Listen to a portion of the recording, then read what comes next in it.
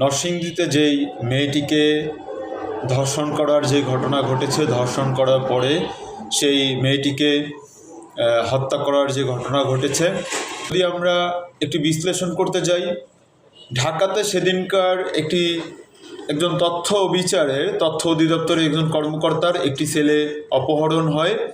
প্রধানমন্ত্রী কল দেওয়ার কারণে 1 ঘন্টার মধ্যে যদি সেই অপহরণকারীরা যদি গ্রেপ্তার হইতে পারে, নরসিংদীতে যেই ঘটনা 15 দিন আগে মেয়েটিকে ধর্ষণ করা হয়েছে, তারপরে 15 দিন পর সেই মেয়েটিকে আবার নিয়ে ধর্ষণ করিয়ে তারপর হত্যা করা হয়েছে, সেই ধর্ষণকে ধামাচাপা দেওয়ার উদ্দেশ্যে এত বড় একটা ঘটনা ঘটে গেল। সেখানে পুলিশ যে যেই ধর্ষক, যেই ঘটনার মাস্টার মাইন্ড নুরা, এই নুরাকে এখন পর্যন্ত ধরতে পারল না।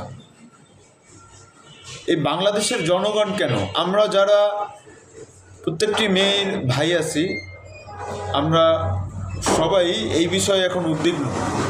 কারণ আমাদের বোনরা, আমাদের মায়েরা, আমাদের যে মেয়েরা, তারা আসলে কোন জায়গায় তারা আসলে সেফ?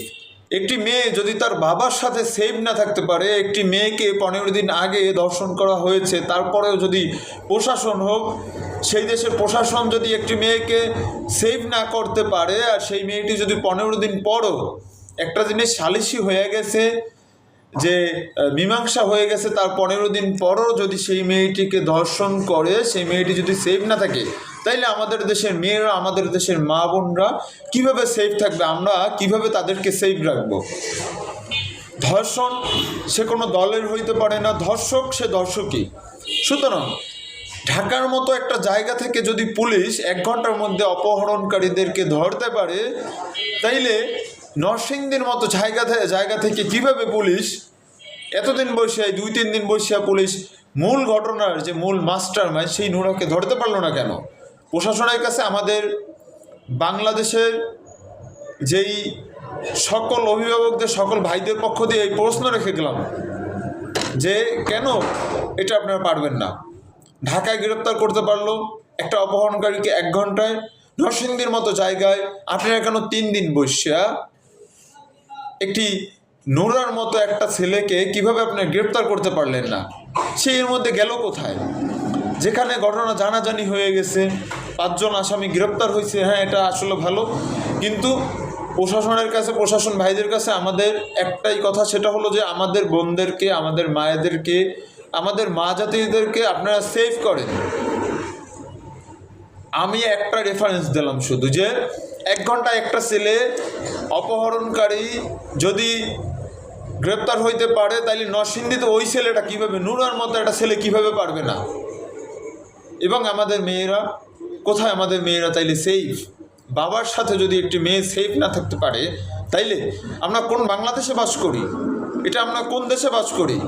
এটা তো আমরা এখন আমাদের বোনদেরকে নিয়ে, আমাদের মায়েদেরকে নিয়ে, নারীদেরকে নিয়ে আমরা তো তাইলে প্রত্যেকটি সময়, প্রত্যেকটি মিনিটে আমরা উদ্বিগ্ন থাকবো যে আসলে আমার বোনটি কি সেফ? আমাদের মেয়েরা কি আসলেই সেফ? কিভাবে সেফ থাকবে না? তাইলে আমাদের প্রশাসন ভাইরা কি করে? সুতরাং জাতির কাছে আমাদের প্রশ্ন, আমার প্রশ্ন রেখে গেলাম, প্রশাসনের কাছে আমার প্রশ্ন রেখে গেলাম, কিভাবে এই নুরাকে এখনও গ্রেপ্তার হলো না?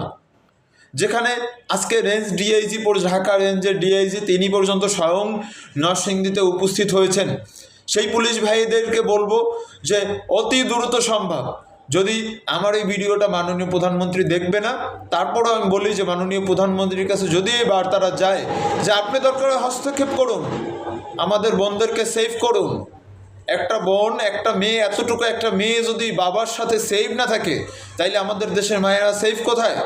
সো মাননীয় প্রধানমন্ত্রীকে বলবো যে আপনি আবার দরকার হয় কল করুন, কারণ আপনার ফোনে তো 1 ঘন্টার মধ্যে উদ্ধার হয়ে গেল। আমরা তাহলে আশা করতে পারি যে প্রধানমন্ত্রী আপনি যদি ফোন করেন, তাইলে আবার মনে হয় সেই নুরা 1 ঘন্টার মধ্যে গ্রেপ্তার হবে, আমাদের পুলিশরা মনে হয় 1 ঘন্টার মধ্যে তাহলে গ্রেপ্তার করতে পারবে।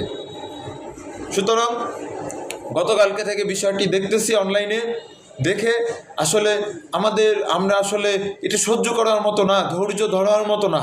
এই যে কথাগুলো বলতেছি, আমি একটা ভাইয়ের, একটা বোনের আমি একটা বড় ভাই, সেখানে আমার বোনের সেফটি কোথায়, আমার মায়েদের সেফটি কোথায়, আমার নারী জাতিদের সেফটি আজ কোথায়?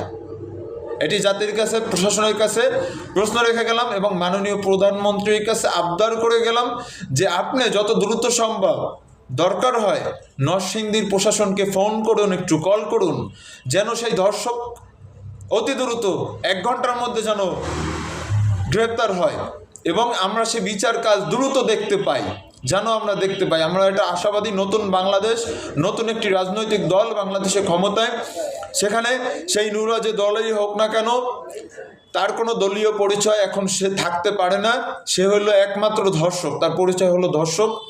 সেই নুরাকে আমরা গ্রেপ্তার দেখতে চাই, সেই নুরার আমরা বিচার দেখতে চাই।